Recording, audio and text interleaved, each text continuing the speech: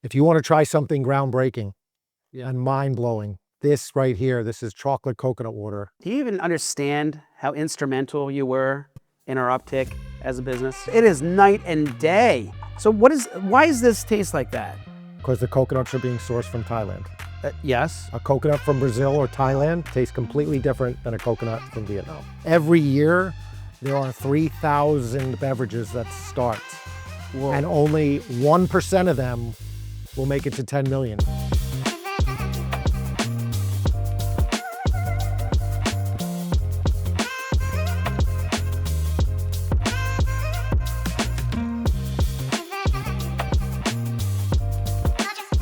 We're here live at the Grodega with Matt Merson. Now, Matt, what is your claim to fame? Pete, I was probably the first customer at Grovara. You were. Actually, the fun fact, do you even understand how instrumental you were in our uptick as a business? Tell me. No clue, no idea. What's really interesting is when you start a company, you always have, strikes and gutters. And you're always trying to figure stuff out. There's a product market fit. There's a right formulation. You got to hit your target demographic, and you don't know it. You can assume. You make a lot of assumptions up front, but then when you actually get into the business, you learn a lot about the business. And when we launched Grovara, it was originally an agricultural business, meaning all of our products were things for like farms and for things like a teat lick, or like something where it was like you put it on the cow's nipple and the calf gets more nutrients from the mother, right? Well, ridiculous thing. Or a fly bag and the fly flies in and it dies. And none of these products were like really sexy. And more so than that, what was like kind of crazy was the registration requirements for agricultural products were incredibly intensive, especially in an export business, international. So if we wanted to sell a fly bag to Costa Rica, it took like 6 months to a year to get the product cleared by customs, the country's equivalent FDA. And we really were just like that car with the tire in the mud spinning. We had sales, but we really just weren't having a good time selling agricultural products. And my partners at the time found ourselves at a Whole Foods, and we were drinking Zico coconut water. This is like circa 2012, right when like Zico was like, and coconut water was like having a moment, right? It's kind of interesting to think like today, you go to the supermarket and there's all these beverage options. There's so many beverage options. But then like back in like 2012, gluten-free was just really starting. Coconut water was still starting. Kombucha wasn't even a thing yet, right? And so, and we were drinking a Zico, and I was like, God, why can't we just sell this? And the phone number on the back, we called it, and somehow got to you. That's right. I remember that. You remember that? Do you remember the conversation? Of course. Now, how'd it go? How do you remember this? You said, this is Peter Groverman. Okay. I have an export company called Grovara, and I'd like to take you international. And you're like, we're not doing any international, right? We were not at the time, no. And you're like, what I got to lose? I'm not doing it. That's right. And who's this kid? This kid can figure it out for me. I don't have the time to do it because I'm focused on the domestic, right? Correct. Okay. I sent you a contract. You signed the contract. And we had some early good success. We did. Middle East, Australia, England, Central America, Canada, UK. Mexico. Yeah, I think we got you into like 16 countries. That's right. And then what happened? Well, fun fact, Zico was acquired by Coca-Cola in 2014. And all that international business that I built, when Coke North America buys a brand, they have to offer it to their bottler community first, as first right of refusal. If they don't want it, then you feel free to distribute it anywhere. But everything that we had built, I had to go unwire and rewire it into the Coca-Cola bottlers in country. Now, when the brand gets acquired, do you have golden handcuffs? Are you stuck working then for Coke for a certain period of time? Not at all. Not at all. They offered me, they knew I had come from the Coca-Cola system, so I was very familiar with a lot of contacts in both North America and on the bottler side. So they asked me to stay and be part of the integration and transition team and manage certain pieces of business that Coke didn't yet have. Like they weren't big on Amazon yet. Zico was big on Amazon. Zico was in Trader Joe's. Coke was not doing business with Trader Joe's. And then the international piece. So I stayed on board to manage those three areas for a little bit. I thought it was really interesting too because first off, when Coke acquired Zico, immediately there was a little bit. There was like I remember being like a month or two where it was like a transitional period, and they didn't know what they didn't know, and it was really unfortunate too because we were just getting our stride, just getting that uptick of sales and moving full containers of inventory. I remember we had like Kuwait was like locked down. We were the coconut water in Kuwait. Yep. And then when Coke acquired, they basically after like 60 days were like, we're done, and terminated the contract with Grovara. And so I had to go back to all the downstream buyers and be like, hey guys, hate to tell you this. You remember all that work you put in, registering the product, creating marketing materials for the product, selling the product. We got to find a new product. And they were like not happy with me. It was like the unforeseen consequence. It goes back to what I was saying about being an entrepreneur and having those like strikes and gutters. You know, it was like that was definitely a gutter moment for me. But let's talk about. So how were you already in the Coca-Cola ecosystem? I did 3 years with Coca-Cola Enterprises, like 2003 to 2006. It was the bottling arm. Coke North America was separate from the Coke Red Truck operations. At the time, it was called Coca-Cola Enterprises. We had just 10 sales centers covering New York, New Jersey, and Connecticut. And, we had the red trucks. We were delivering all the products when North America owned the brands. So shortly after I got to Coca-Cola Enterprises, we merged with New England and Mid-Atlantic to form the Northeast Business Unit, which was now 55 sales centers. And then the Northeast merged with the Southeast to form this East Business Unit. Now it was 110 sales centers. So I think Coke was just optimizing for operations. And then did you leave Coke? I did. So what was an interesting story was while I was at Coca-Cola Enterprises, I started to see Glaceau Vitaminwater and Smartwater out in the retail trade. And my role at Coke was more of a food service workplace role. And I really thought Glaceau was missing the boat by not having any kind of food service. You couldn't find it at colleges or hospitals or Now, Glaceau? Glaceau. What It is was the that? parent company of Vitaminwater and Smartwater. Oh, okay. Vitaminwater, Smartwater, both owned by Glaceau. Okay. And GLAC. who ran Glaceau? Was Mike Rapoli was the president, and Okay. Darius Bykoff was the founder. Okay. So I had I was So really, you would see them in the field and were you a fan of the product? I was a fan of the brand, but I wouldn't see it in food service anywhere. And I was at a food service trade show, I'll never forget, in Boston out on the wharf. It was a U.S. food service show. And down in the back room, little table, couple of bottles of Vitaminwater on it. I was so happy to see Vitaminwater at a food service show because I really believed it was the right product for food service. And I asked the guy, who was the VP of sales, because I had a plan and an idea to roll out Smartwater and Vitaminwater in food service. And fortuitously, it was him. Oh, wow. Marampola? No, this was a head of sales. U.S. Who's the VP of sales? And that was him? It was him. Oh, wow. So he said, coincidentally, he was thinking about starting a food service division, and he would love to hear my ideas after the show. So after the show, we connected, and he flew me up to his hometown and interviewed, and I was hired to run the food service team at Glaceau. Now, was that a tough decision leaving Coke to go do a startup? At that point in my career, I had already done 15 years of big corporate CPG. I was 10 years at Dan & Yogurt, 3 years at Sara Lee, and then 3 at Coca-Cola. So I was ready, and I had heard great things about Mike Rapoli, and I was ready to go do something different. So I took the leap of faith and left the big corporate world to take a bite at my first startup. Wow.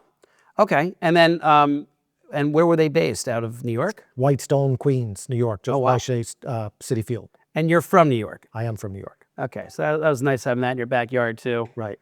And then, do you remember what the sales were at that point? Was that like because that was early in the day, right? That was like still sub 5-10 million in Vitaminwater sales? Not at all. Not at all. I actually got there pretty late. When we sold the company to Coca-Cola, we were 330 employees. Whoa. So it was only 3 years after I got there that we sold it. And I joined the company as employee number 130. So they were already pretty developed on the retail side, and sales were in the hundreds of millions already when I got there. Now, of the 300 employees, are they like mainly salespeople? 100%. Okay.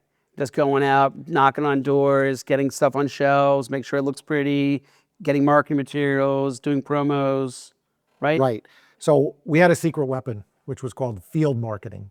Okay. So we had, a sales team, we had a marketing team, but the connecting activity was field marketing, to be able to go out and activate at a concert or have really robust programs where you can get consumers into vitamin water and then they can go find it at the retail shelves. Okay. And that was the first time that I really saw a full team of maybe 50 or 60 field marketing folks that really got the product into consumers' mouths and then drove them to retail stores. And that's like the precursor to like guerrilla marketing kind of, right? Exactly. And that there's this like pre-social media. No, I guess, right? Yeah, for sure. Right. There was no LinkedIn either because I couldn't find VP of sales. Oh my gosh. I just got lucky. Yeah. This was pre-LinkedIn. And then were you going to Expo West at the time? Because that was like the only show too, right? I was not going to Expo West because I was at Coca-Cola on the food service side. My big show at the time was National Restaurant Show, the NRA show in I Chicago. mean, that was the show, right? NRA show. Yeah, NRA. Right.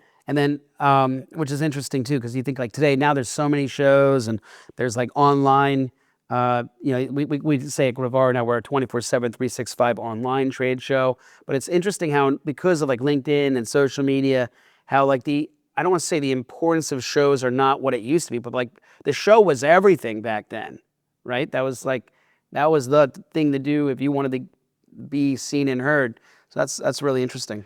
I still think shows are super critical because you have critical mass in one building at the same time. Like even if there was 100 customers in the building and I saw 30 of them, the amount of time it would take me to go around the country and see these 30 customers would be 6+ months. So I still believe in the trade show model, in reaching customers, in showing new products, and really putting your brand forward. So you get the Vitaminwater, and then they get acquired by Coke. Right. And now you're back working at Coke? Correct. And then when do you make the jump to Zico? Well, with Vitaminwater, because I had just come out of the Coke system and went to Vitaminwater, they asked me to stay on board for a period of time and be part of the integration and transition team as a North America employee, which I did do. And but I had such a great experience as a startup that I was really not long for the corporate world anymore. And I had a fortuitous meeting with some of the Vitaminwater people that had gone to work for Zico, floated my name to Mark Rampolla, and ultimately Mark already had investment from Coca-Cola and he had a clear path to exit to Coca-Cola only.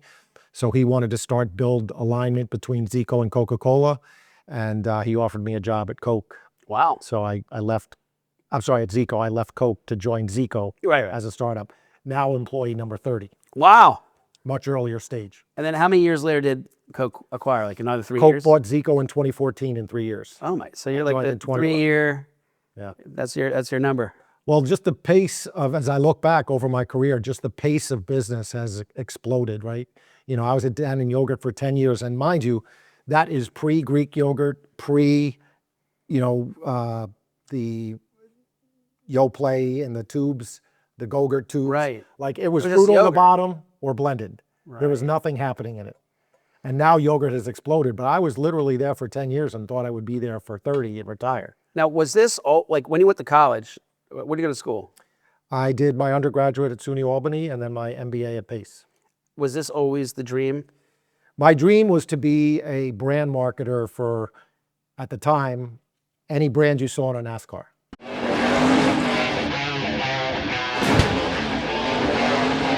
All right, Gerard, I found you. Now let's see where this goes. Oh, Ricky Bobby's gotten around Norton, and now he's right behind Gerard, but Gerard's going to block the whole track. Man, he's scary good. Ah, Ricky Bobby. Now we shall dance. So think Oh wow. Tide, Colgate, Okay. Crest, Campbell's Soup. Are you like a NASCAR person? Not at all, but those were the big chunky national brands. And that's where I wanted to be a brand manager. And as I was exiting or graduating my graduate school, Dannon Yogurt was recruiting for a brand manager, and I was lucky enough to get the job. That's awesome. So 10 years working on yogurt. Wow. Do you still eat a lot of yogurt or? I wouldn't say a lot. I have my fair share. Okay, that's fair. All right, so then you go from Zico, and then Coke comes back in, and then where do you go from Zico? After Zico, again, I wanted to be into a product much earlier stage, and I joined Boxed Water is Better as employee number 1, really. Dick DeVos had acquired the brand from the founder and wanted to commercialize it, and he was an aviator and a captain. And I mean, that was the most I mean, you think about it, they were the first ones that actually have like a Tetra Pak water. Correct. Ahead of the curve. Very ahead of the curve, very innovative. Right. And you were employee number one. You just saw it, you're like, I got to do this? Well, there was a defining moment that I can point to. Plastic straws and bags had not yet been banned. So it really was ahead of the curve from a sustainability lens. But Dick told a very moving story about, him piloting around an island, and the entire deserted side of the island was just littered with plastic. And, when I looked at the box, at first I thought it was somewhat gimmicky. It reminded me of the No Frills brand from like late 70s, early 80s, just No Frills ketchup, black and white, No Frills soda, black and white. Yeah, I don't know about this. Yeah. Okay, I know, but we'll find some good pictures. And when the moment for me, I thought it was a little gimmicky also, but if you recall the Malaysian jet that went missing. yeah, of course. I don't know if they've even found it today, but No, they still haven't found it. 270 people It's on like a board. Netflix special on this. So I was reading an article in Time magazine about the British Air Force searching for this in the Indian Ocean, and they came across what they thought was the debris field. And it turned out to be a 2-mile long mess of floating plastic. Wow. And for me, that was the aha moment, like, oh my God, we have a problem. And went back and looked at it from that lens of plastic problem. And so I decided to come on board and launch that brand and build it out. And you were an athlete, or you still are an athlete. Still do my thing. Yeah, you're a pickleball guy. Pickleball player. Yeah, but you're pretty good. Played my games. Nice. What was your sport back in the day? Well, I played high school football for Dobbs Ferry High School, and we went like 75-0 for the 3 years that I was in high school. So my claim is we've never lost a high school football game. We were a small school, but it was definitely a very meaningful, impressionable experience for me to be part of that. Now, time. do you think your athletic career early on in life had any type of way of shaping your professional career? 100%, and I absolutely credit that my head football coach, whose name was Frank Biolanti, with instilling discipline and a lot of other meaningful approaches to business while playing football. Okay, we're very the Grovara is run by Penn wrestlers. Sure. We're a big athletic family. I'm a big believers that you can really parlay your athletic career early in life into 100%. your business Discipline, life. focus, attitude, all of that translates to the business world. Okay, so then you get out of Coke, you get the boxed water. You have boxed water for several years, and there's a couple other, I guess, entrepreneurial endeavors you work on, and then you land here. I do. So And this what do we got here? is Once Upon a Coconut. I had somebody who worked for me. You just can't get away from the coconut water. Pete, I thought I would never be back in coconut water. And Zico's didn't have the best tasting product. And so you had to have very thick skin at samplings and activation. Was there a Zico flavor that you were more partial to? Well, Zico was very heavy on flavors because that would mask the taste of just plain coconut water. Okay. And that would try to bring consumers into the brand through things like guava or mango. Because back then, in 2012, people were like, just the soda market was seeing a little bit of a decrease. I think people were becoming more conscious about their sugar intake, right? Yep. And they were looking for a new option, and that's kind of where the coconut water kind of like just really fit in really well. Right. And between Zico, Vita Coco, and O&E, those three brands that all started roughly in 2004, started the coconut water wars, but collectively built this category of branded coconut water. Goya's always been around, Goya. in the That's right. ethnic aisle. There's Parrot, Iberia. Those are all ethnic brands, usually merchandised in the ethnic aisle. But branded coconut water, you got to credit Zico, Vita Coco, and O&E for starting this category in 2004. Of course, Zico exited to Coke, O&E exited to Pepsi, and Vita Coco went public. And looking back, out of curiosity, of the three, what was the best outcome? That's debatable. I mean, I think there's probably a lot of people still holding Vita Coco shares, because it really hasn't been a transaction per se, but I'm not that close to it. Zico, when Coke acquired it, everybody's equity was paid for. The Vita Coco equity may be more valuable now. I mean, kudos to them. They now have a 55 share of all coconut water. and they're north of $500 million in sales. Wow. So, they've done a great job building the category and continuing to hold on to it. Yeah, it's really interesting. When I remember when Zico got acquired, we lost the brand. And one of the things that was like the hardest part for us was getting caught up in Coke's legal department. Like Coke was like, whoa, it's interesting that you have all this prospects and all this business. And they weren't quick to pull the carpet out from under us. It's like we sent them our contract, and then it just got held up in their legal department. It was just death by delay. Yeah. It's like, and it was always like, hey, legal's still looking at it. And like, I'm trying to talk to the downstream buyers overseas, like, hey, it's coming. And it just wasn't, but then the stores ran out of inventory. They couldn't get new supply.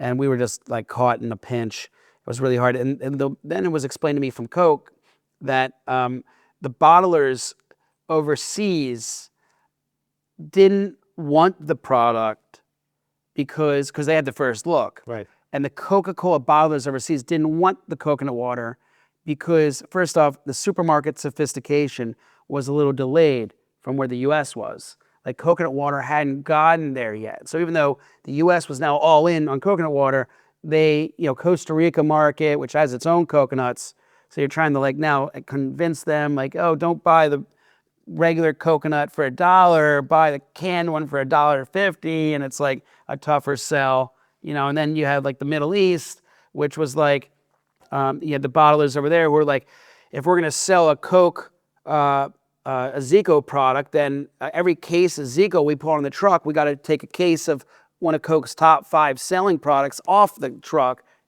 or we have to buy new trucks, so we're not gonna buy new trucks. Right. So it was like kind of like really caught in a pinch there, and there was just no product market fit for us, and we really lost it. It was actually really funny that like flash forward like several years later, Coke ends up selling the brand back to Mark Rampolla. the original founder. Correct. And now he has Zico again. Right, he's rebuilding it. Wow. Now, I never thought I'd be back in coconut water. Okay. I mean, after 3 years at Zico, Yeah, what got you into this? all the rejection. So I've had a lot of people that have worked for me over the last 20 years in all sorts of brands. And one guy ended up over here first. And, I'm still in touch with most of my former reports. And he was like, dude, you got to come over here. This is an incredible product. You don't understand. The taste is phenomenal. I'm like, look, I get it. You might have a better tasting product. But in my mind, Coke got out of the business with Zico. Pepsi divested of O&E. So in my mind, I was thinking to myself, like, this category can't be good if the 2 biggest players have exited the category. So I called up one of my friends at the data companies and I said, listen, do me a favor, just run the data on the category. How is shelf-stable coconut water doing today? Which was, now I'm here over 2 years, so this is back in 2024. But I did get the samples he sent. I did think they were phenomenal. Not like Vita Coco was a 5 and we were a 6, but it was night and day. Vita Coco up against this brand is a 1 and we are a 10. And in fact, we got one of the products here. oh, that's a competitor. That's C2O. C2O. That's a product out of Thailand. Okay, and then where is this out of? We harvest all of our coconuts in Vietnam, in Southeast Vietnam. To an unsophisticated consumer, you're just gonna think a coconut's a coconut, right? Coconuts are grown in over 80 different countries. 80. And they're different variety of coconut, no different than there's different variety of any type of tomato or...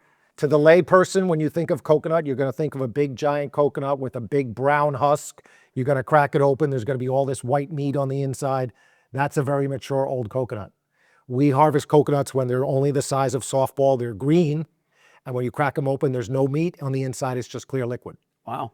So the coconuts coming out of Vietnam are really nurtured in a rainforest. Okay. They're not subject to salty soil conditions, so they're much naturally sweeter. When you think of coconuts that are coming out of Brazil, half the country is surrounded by ocean. It's sucking in all the salt from the soil right up into the tree in the coconut and just makes it taste, some people say sake, some people say mucky, salty, whatever it is. It's just a much, to the point where they have to add back in sugars and vitamin C just to make it palatable. But, Like these guys. Correct. These are coming out of Thailand. Okay. And Zico is coming out of Thailand as well. Okay. And so Vietnam, what do you think, like, of the 80 countries, Vietnam is probably one of the best places to source your coconuts? I think it's one of the best taste. It's the 5th largest country that produces coconuts. Okay. So it's not the largest, but it's number 5, but it's definitely the best tasting. And today, Peter, you're seeing actually a resurgence in the category. The category today, even post divestiture of Zico and O&E, is up double digits in dollars and units, which was the trigger point for me to say, I'm coming to join you guys. Wow. Like, I knew they had a great mousetrap, much better product, but I wasn't sure how the category was doing. Once I saw the data in 2024 that total dollars was up close to 20% and total units was just about 20% also, I'm like, okay, this is a growing category. And what we see is, because there are some really good tasting products, consumers want to drink coconut water. They understand the electrolyte benefit, rapid rehydration, the potassium, and they want to drink it, but they couldn't stomach the taste. And now what you're seeing is a number of brands coming out of Vietnam that are good tasting and bringing new users, Zillennials, Gen Z and millennials, into the category that were not part of the Vita Coco Zico days. So the category is still up double digits. Yeah, I've had this before, the C2O. Here, we'll give it a logo here. Well, you got to compare that to our... I'm going to start. Oh, this is the pure one. Yeah. So I'm a pineapple guy. I'll go with that next. But this is like, I've never liked this product. I can say that with conviction. No offense to C2O, but like, It's a completely different taste profile. it tastes like, it just is, it's not like it's like, I've had some good coconut waters. This is like, I'm not craving this. It's just not, all right, let's go.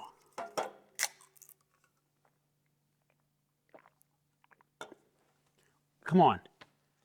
That's what I told you. It's not like this is a 4. This is like a, five. this is like a, there's no comparison.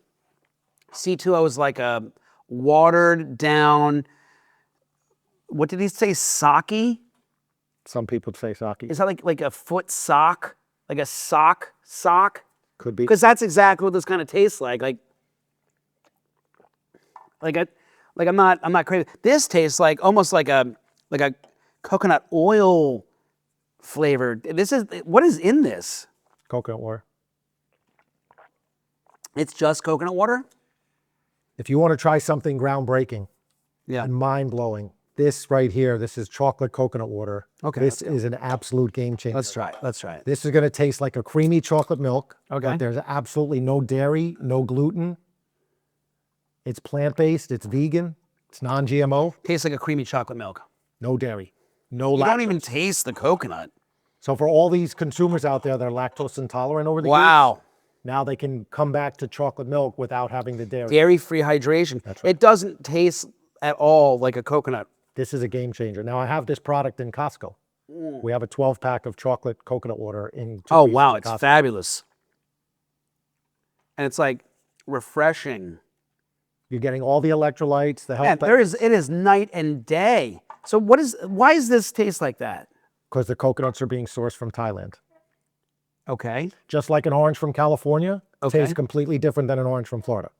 Yes. A coconut from Brazil or Thailand tastes completely different than a coconut from Vietnam. Let's go with this pineapple. Let's try this bad boy. Go for it. I don't even want this in the same table. Doesn't even deserve the... Now this is just 2 ingredients, pineapple juice and coconut water. What's the MSRP? What are we selling these for? These are anywhere from $2.49 to $2.99 depending on the store. Okay. Versus, what did we just pay for this thing? Well, you were in a unique store over there, but it was 3 and change Wow. but it's a premium store you bought it at. That's true, but it's still, like, there's no It's about the comparison. same price. In big conventional retail, we're parity price. This is delicious. Just 2 ingredients, pineapple juice and coconut water. Wow. It's a good product. And what's the fourth flavor here? This is Watermelon? watermelon. Just watermelon is also very high in electrolytes. So this is just watermelon juice and coconut water. Okay, let's try it. So if you're really looking to rapidly rehydrate, I would use the watermelon. You can just smell the flavor too. It is delicious. Now, pineapple's like a big, the minute it hits your tongue, you have big pineapple in your tongue. And Okay. then when it goes down the back, you get a little coconut water. Yeah. Watermelon is sort of more blended where you taste the coconut and the watermelon. Okay, so where is this made? So they get the coconuts from there. They don't actually put it into the can in Asia, right? They do. They do. We have the farm and the factory on the same property. We're growing watermelons, pineapples, and coconuts on the same, like, 300-acre farm. No way. The coconuts are harvested. They're floated down a river to the plant, and then they're processed to put on the can. They're boxed and palletized, Oh my God. shipped to the U.S., and we take fully finished goods off the boat in Florida. That's amazing. It's a really good product. Ready to sell just like that. Yeah, I got to tell you, and it's better than Zico by far. Like, I used to love the Zico pineapple flavor. This is like 2x better than that. Zico also came in a plastic. I love the aluminum a little bit better than plastic too. This is a slimline can. It's infinitely recyclable aluminum, right? You know, so What's slim line can? What's that? versus you think of the 12-ounce soda can as kind of a fat can. Like All right. when you think of White Claw or Red Bull, they're all in like the premium slimline can. This is Gotcha. a slimline can Okay. versus a fat soda can. All right. And what are some of the challenges that come with working and importing a product from overseas? I imagine with the tariffs were a little bit of an issue for you. Yep, for sure. And how did you guys circumvent that, or how did you guys handle that? Well, you know, Vietnam makes a lot of the Nike clothing, and they make a lot of Apple parts. So they were immediately out of the gate. Every product coming out of Vietnam was hit with a 46% tariff. Oh my God. So we had to react to that. We tried to hold price on our cans, and we took a little bit of a price on the liters. And 2 weeks later, they dropped the tariff to 20%. Okay. And that's still pretty high. Correct. Relative. Correct. And then they dropped it to 10%, and then it came back to 20%. And finally, tariffs on coconut water out of Vietnam were just eliminated. So we don't have any effect on tariff anymore. All right, you're back. Yeah. The other challenge is for us, you know, our facility is thousands of miles away. And, you know, if somebody wanted to do a custom case or an enormous order, it's going to take us 60 days to get it here, even though we do have a 100,000 square foot warehouse that's fully stocked. If somebody said, hey, build me a variety case that has 4 pineapple, 4 watermelon, and 4 pure in it, I got to go build that in Vietnam and then get it over here within 60 days or so. So there's a little bit of a lead time. And when are you going to go to Vietnam and tour the factory? Hopefully soon. That's part of the plan, right? Part of the plan. Nice. Absolutely. And what do you got behind you here? This is our 1 liter package. So this is just a 1 liter pure. 50% of all sales, Peter, Okay. is in 1 liter. What do you mean? 50% of all your sales? Not our sales, the category sales. Okay. The entire category, 50% of sales are in this package because this is a multi-serve future consumption package. So like if you're making a daily smoothie, a lot of people use coconut for their daily smoothie, the ice cubes, peanut butter, protein powder, Right. coconut water. They can do 4 or 5 out of this. They're not going to put a can. So this is the, and frankly, if you are working out for a period of hours or, you know, very strenuous, you need more than 10 ounces to rehydrate. You know, when I play pickleball, I bring the 1 liter, can play forever. Nice. All right, let's talk about your pickleball career. How's it going? Okay. Because you guys are also the official sponsor of pickleball. We are the official sponsor of Major League Pickleball, official hydration partner. The players love it because they can naturally hydrate. They don't get any artificial colors, artificial flavors. And it tastes great. I felt like the pickleball player was higher income, higher educated, really smart about health, wellness, and nutrition. I mean, you're the one that brought them to pickleball. I did. Yeah. And I felt there was a direct overlap to the coconut water consumer who's very knowledgeable about health, wellness, and nutrition, knowing that it's packed with electrolytes and potassium to rapidly rehydrate. So there was a direct overlap. As a small startup brand, you know, we have to stretch our dollar as far as possible. And to get into something like golf or tennis would be 7 or 8 figure sponsorships for sure. And so we were able to get in at a very attractive price to Major League Pickleball, and it is just absolutely taken off. And in fact, I just read that pickleball is now the 4th largest participation sport in this country, only behind soccer, golf, and tennis. No way. So it is absolutely. And how did you get into pickleball? Well, I grew up playing tennis and ping pong and racquetball, and you know, much later in life, I became a full court basketball guy. And, you know, at my age, I would only play on wood or rubber floors. So I was playing inside my gym. My gym was shut down at COVID, March of 2020. And I could no longer play basketball. And, you know, I was past 50 at this time. So I had to find something new, and somebody suggested, like, hey, come try pickleball. And I was like, what the heck's that? You know? And somewhere around April, May of 2020 is when I first played the game and just fell in love with the strategy and the camaraderie. It's just absolutely the best game. Nice. So, All right, so you're 2 years now here. yep. Right? So are you preparing for the acquisition next year from Coca-Cola? We don't even think about that. We're just trying I'm to. just saying from your track record, it's like year 3 is kind of like the magic year for you, right? No, well, I got to the company year 3. These guys started in 2020. But when you're with the company, No. year 3. We don't talk about acquisition. Okay, We just we want to grow our footprint. We want Yeah. to grow internationally. We have a couple of other lines of business that would be adjacent to coconut water that we're interested in launching. We got a long way to go. All right. Well, I hope when you are ready to double your sales internationally faster than if you try to do it yourself, you think about Grovara, because we would love to have you on our platform. Okay. I think it sounds great. Is there anything like, from like an entrepreneurial perspective, or like a business perspective, is there anything that, like any lessons or experiences or stories that you think are like fun to share?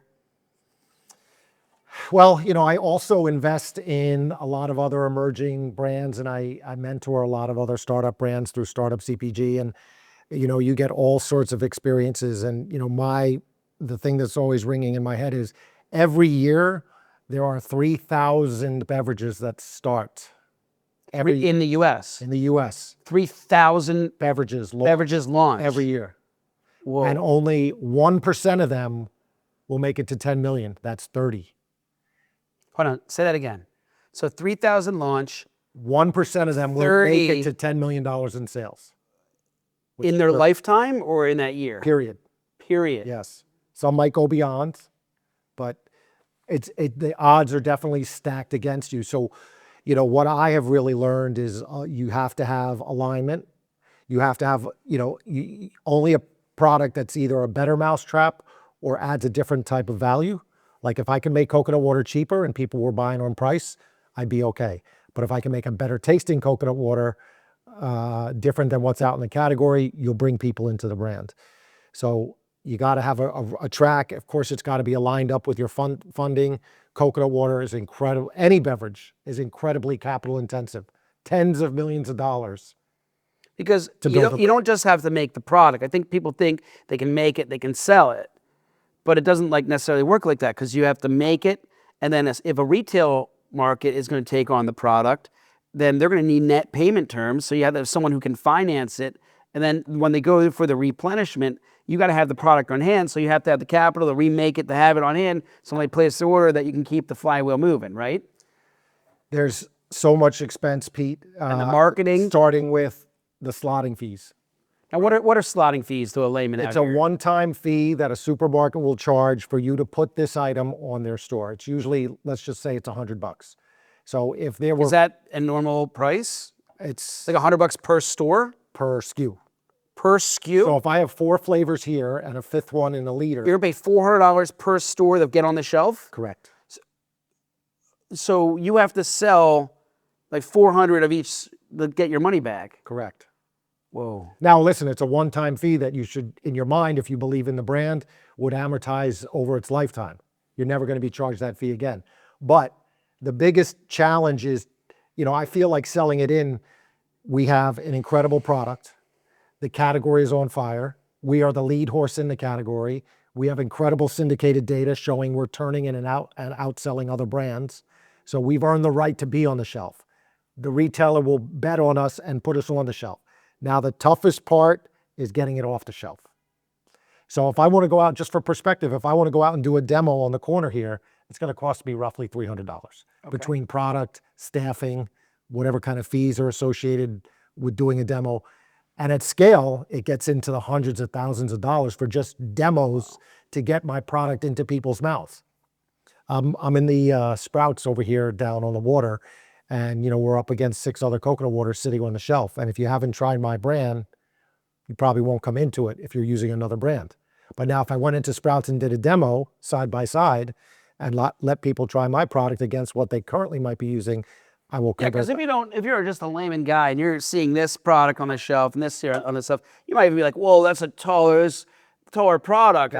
There's more there. I'm thirsty. This is going to quench my thirst. So I'm going to get this, and then you're going to get this. And you're like, oh, coconut water is gross. But the user experience with this is phenomenal. Like, Right. you know, you're gonna be like, your eyes are gonna open up like, oh my God, this is coconut water. And then, Dying to drink it. but then if you buy this, you're not going to know how bad this is. So that next time you might be like, oh, I love coconut water. And then when you try this, it's like, oh, I don't like coconut water. Right. There's so many complications here. Right. All right. Oh, that's crazy. It's the second largest fruit crop in the world. Coconuts. Coconut is a fruit. What's number one? Oranges. Oranges. Yeah. Okay. All right. Well, we're going to try something new today. I'll try anything you put in front of me. Let's Pete. go with Wodo. Here we go. I got you right here. This is Wodo. I'm a huge proponent of the Wodo. Tell me what it is. Okay, Wodo is a cookie dough bar. This is the peanut butter chocolate chip cookie dough bar. I love this product. 150 calories, bunch of protein, 5 grams of protein, 9 grams of sugar, 5 grams of fat. What's the usage occasion? Why am I having this? I'm on the plane this morning. I'm flying up from Miami. I want something to munch on. I don't want like anything in the airport food. I want something that's gonna hold me over till I land and I can get the dinner. Okay, so it's like a snack. It's a total snack. Okay. Yeah, but I love the Wodo. But you can be honest. You're brutally honest. Tastes good. Tastes like cookie dough. Yeah. Tastes good. Clean Lots product. of protein. Yeah. They crushed it. I'm a big fan of this. Is it in the market? It's in the market. Where would I find it? Well, now you can find it on Grovara. It's on our website. We're selling a bunch of this product all across the globe. I'm not sure where in the U.S. it is. We can find out, but it's certainly out there. Wodo. Very good. Makes you say, whoa, dough. Yeah, that's nice. Well, you know, people don't know this, but you're an advisor of our company. You've been a friend of our company for over a decade now. Yep. You're one of the OG, had the blue jackets. I need to update We it. got to get you the new Scout. What do you think of the new branding? You like Love this? the logo, yeah. Matt, thank you for coming in today. Before we go, anything else? You're going to Expo West in a couple weeks. Going to Expo West. We have a lot of great new products to show at Expo West. Where are you going to be? You got a booth? We are in the E Hall 5669. Okay. Big 30 by 10 booth, brand new booth that we built this year, and would love to see you come through. Let me ask you something.